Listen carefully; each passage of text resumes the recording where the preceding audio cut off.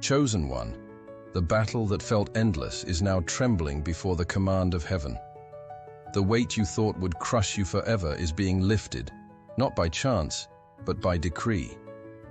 God himself has stepped into the courtroom of eternity and declared, "This trial is finished." Every chain that whispered permanence is breaking in this very moment. You are not watching this by coincidence. The Spirit of God drew you here because it is time for a divine exchange. Your pain is becoming purpose. Your struggle is transforming into testimony. Your pressure is turning into promotion. What you thought was the end of your strength was actually the doorway to your new authority. And this is only the beginning. Before we continue deeper into this prophetic revelation, pause for just a moment. Press the like button as a declaration of faith.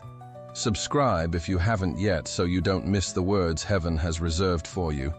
And comment 99 below as a spiritual sign that you are stepping out of the old cycle and into divine completion. For 9 is the number of birthing. And today, you are birthing your breakthrough. Chosen one, every tear you cried in silence, every sleepless night when your mind was torn between hope and despair, every single moment when you felt your soul fracture under the unbearable weight, none of it was abandonment. Heaven was not ignoring you. God was not silent because he forgot you. He was silent because he was sculpting you. Your wilderness was not a grave, it was a training ground. What you mistook as punishment was actually a holy preparation. You see, the intensity of the pressure was not a sign of rejection. It was the evidence that you were being entrusted with something far heavier than what your current strength could hold. God was stretching you, shaping you, expanding the very capacity of your spirit. He was enlarging your spiritual lungs so you could breathe in a new atmosphere, an air that your old self would not have survived. Think about this. When a seed is planted in the dark, pressed beneath layers of dirt, it might feel buried, forgotten, suffocated. But what the seed cannot see is that the pressure is forcing it to break open, to release the life hidden within. That was you. Every time you whispered, "I cannot take another step," the heavens whispered back, "You are closer to becoming who you truly are." What felt like breaking was, in reality, building. Every time your knees buckled, the foundation beneath you was being dug deeper. Every time your strength failed, new strength was being installed in your spirit. The test was never about proving your weakness. It was about proving the strength of the one inside you. The fire you endured was not designed to destroy you, but to burn away the parts of you that could not walk into the promise. The storm that threatened to drown you was the same storm that cleansed you of every weight you could not carry into the new season. Your pain was not wasted. It was converted into authority. Your scars are not evidence of defeat. They are the credentials of a warrior chosen by God. And here is the mystery you must not overlook. What you thought was the enemy's attempt to end you was actually heaven's strategy to prepare you. God allowed you to be pressed because promotion always demands capacity. Just as a skyscraper requires a foundation dug deep into the earth, your destiny required roots so strong that no storm could topple you. Without the trial, your blessing would have crushed you. With the trial, your blessing will now be sustained. This is why the silence was so loud. This is why the waiting felt eternal. Because God was not in a hurry to release something fragile over you. He was determined to build something unshakable within you. And now, chosen one, the training is complete. The hammering has stopped. The furnace has cooled. You are standing as refined gold, ready to carry the weight of divine favor. But here is the tension. What comes next will not resemble what you endured. The night you thought would last forever is cracking open to reveal a dawn so radiant that even your enemies will be silenced by the brilliance of your rising. And while you may think this was the end of the story, it is only the prologue. For what heaven is about to reveal next will not only explain the pain, it will justify the years you thought were lost. Stay here, chosen one, because the revelation waiting in the next breath will shatter the last illusion of your defeat. Chosen one, listen carefully, because what I am about to tell you carries the weight of eternity. Right now, not tomorrow, not months from now. Right now, in the unseen courts of heaven, the verdict has been issued. The gavel has struck. The case is closed. The enemy's accusations, those relentless whispers that tried to convince you that you would never escape, that you would never rise, that you would never breathe free again, have been silenced by the voice of the Almighty Judge. Heaven has spoken, and its decree cannot be overturned. Your trial has reached its conclusion, and the sentence is not more suffering, not more wandering, not more delay. The sentence is freedom. The chains that bound you are not simply weakened, they are shattered beyond repair. What once enslaved you has no legal right to your life any longer. For years, perhaps, you lived in the suffocating realm of almost healed, almost free, almost at breakthrough. It was as if you stood at the edge of the promised land, seeing the door, feeling the breeze, but never quite able to step through. That was the cruel design of the enemy, to keep you trapped in perpetual waiting, to make you believe the almost was your permanent home. But heaven has issued a correction, a divine reversal, and today the season of almost has expired. You are stepping into the season of already delivered, already restored, already promoted, already crowned with favor. You might ask, how can this be? I still feel the residue of the struggle. But understand this, verdicts in heaven are always established before the evidence appears on earth. Faith is not waiting for proof. It is walking in the verdict that has already been signed. While your natural eyes may still see fragments of the storm, your spirit must recognize that the storm has no authority to remain. The decree is greater than the delay. The promise outweighs the process. And here is a secret that the enemy never wanted you to uncover. His accusations were not simply meant to torment you. They were meant to delay your manifestation. He thrives on technicalities, hoping you would agree with his lies long enough to forfeit your inheritance. But when the judge speaks, every false charge collapses. Every demonic contract is void. Every chain forged in the fire of fear snaps under the fire of divine justice. You are no longer waiting for a release. It has already been signed in your favor. This is why you feel a shift in the atmosphere around you, even if you cannot fully explain it. It is the weight of chains falling. It is the sound of gates opening. It is the vibration of destiny realigning itself with your life. What you endured was not the final chapter. It was the courtroom drama before the victory announcement. And the heavens are declaring, with authority that shakes the earth, the trial is over. But I must warn you, chosen one, what happens after a verdict is always contested. The enemy, though defeated, will attempt to trick you into believing nothing has changed. He will try to convince you that the sentence of freedom was an illusion, that you are still the same person carrying the same burdens. But you must resist. You must rise with the conviction that the case has been dismissed. Your name has been cleared. Your record has been wiped clean by the blood that speaks louder than every accusation. From this moment forward, do not call yourself bound. Do not call yourself stuck. Do not rehearse the identity of a prisoner when heaven has already written the title of conqueror over you. You are not in chains anymore. You are not in limbo anymore. You are not living in almost anymore. You are walking in the already, even if your feet are only just touching the edge of it. Every step you take is proof that the verdict is manifesting in real time. And here is where the mystery deepens. The trial was not only ended for you, but through you. Your release is setting others free. Your testimony will carry the keys that unlock cages in people you have never even met. What God decreed over your life will ripple across generations. You thought the trial was just about you, but the verdict is about legacy. So stand tall, chosen one. Breathe differently, speak differently, move differently. The heavens are watching to see if you will live like one who is still on trial, or like one who has already been vindicated. For the truth is this: the trial is not only over, it has been erased. And what comes next will be so startling, so unexplainable, that even those who doubted you will not be able to deny the evidence of divine intervention.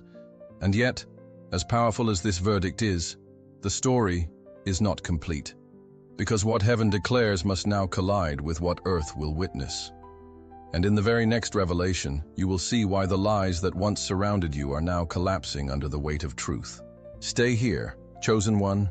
The most dangerous illusion of the enemy is about to be exposed. Chosen one, the greatest danger you faced was not the weight of the trial itself, but the whispers that came in the night.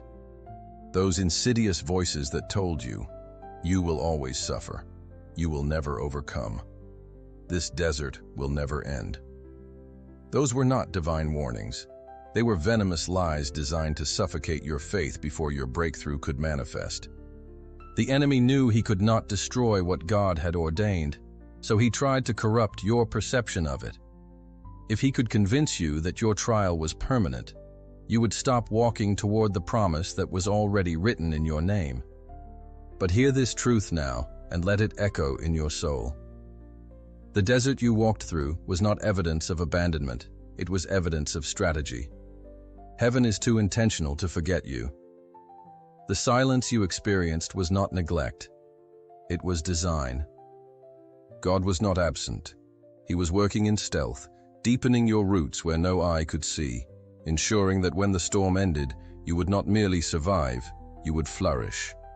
A tree that stands tall in the winds must first send its roots deeper than the soil that surrounds it. And that is exactly what God was doing with you in the hidden seasons. What felt like delay was actually preparation. What felt like rejection was actually promotion in disguise. The enemy tried to convince you that your long season of struggle was proof you had been disqualified, overlooked, or forsaken. But in truth, every day that passed was heaven sharpening your discernment, refining your endurance, and sculpting your authority. If you had been released into your next season too soon, you would have walked in with shallow roots. But now, because of the depth that only pressure could carve, you are unshakable. The enemy lied to you because he saw what was being built in you, and he feared it. He whispered to you because your silence terrified him. He tried to cloak your desert as punishment, when in reality it was divine promotion. This is the revelation the darkness did not want you to uncover. What looked like restriction was actually redirection. Every door that slammed shut in your face was not God's cruelty, it was His protection.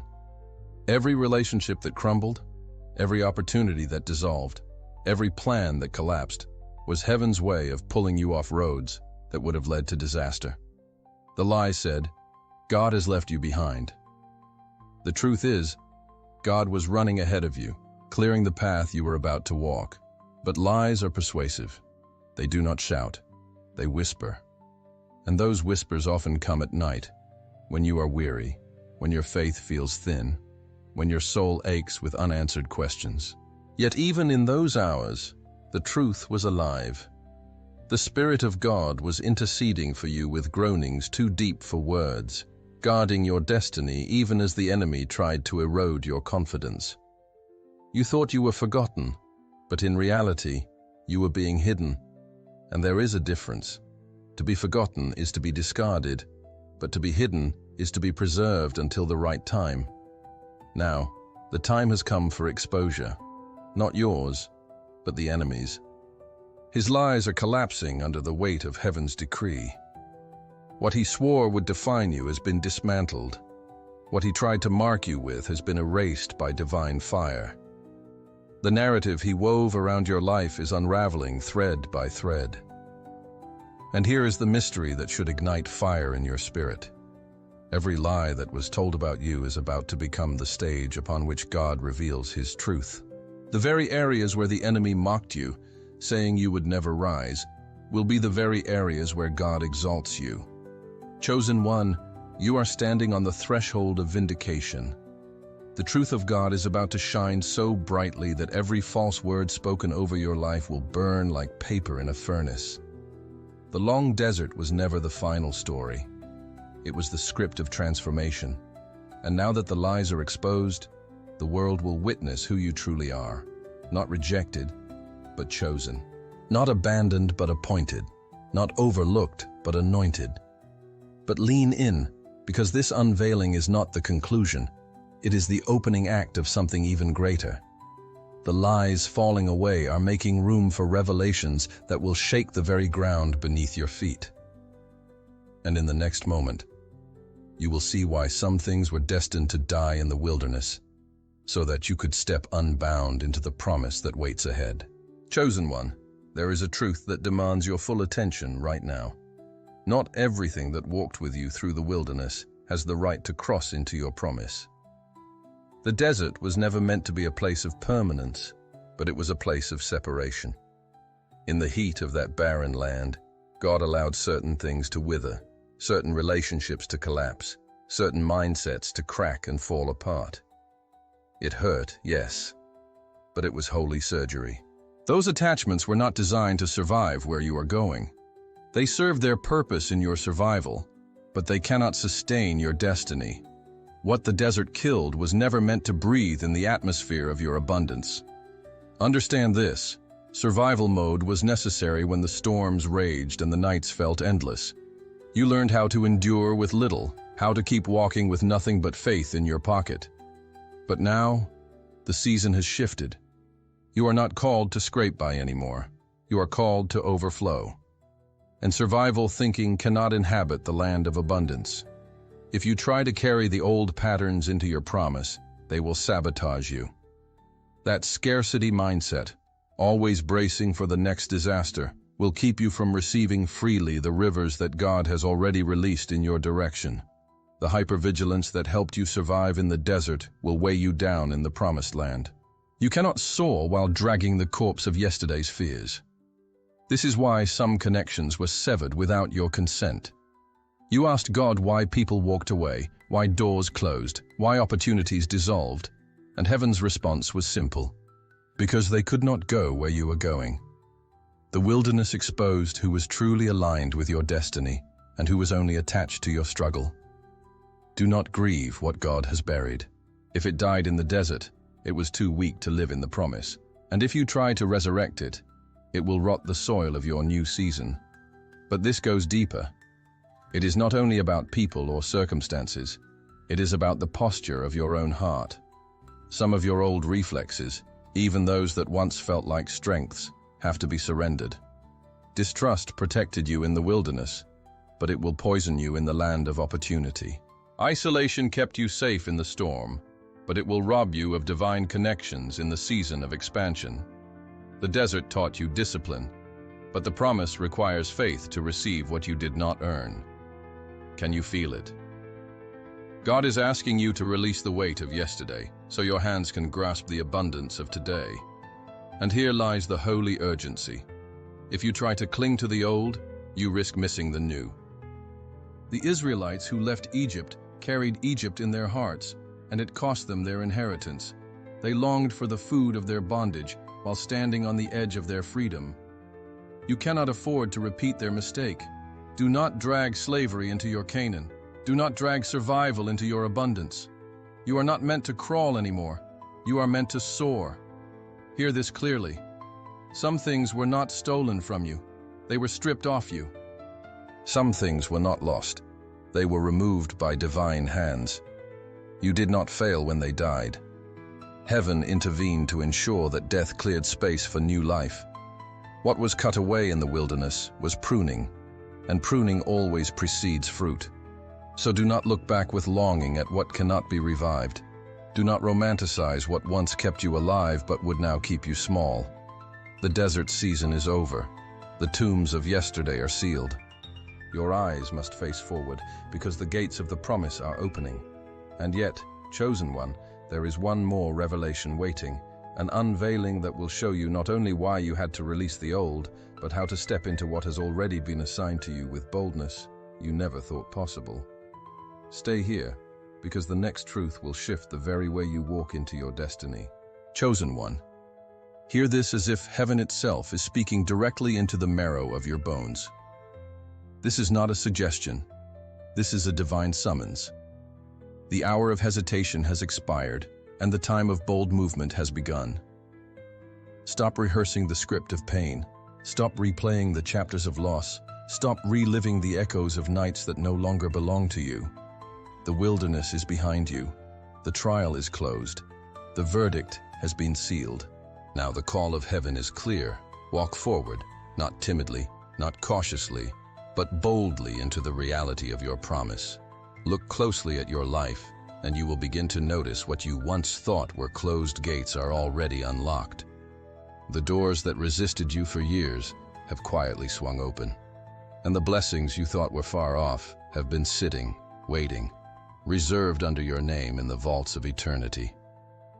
The resources, the opportunities, the divine alignments, they are no longer in negotiation. They have been released. Heaven has written them into your story. Your task is not to beg for what is already yours.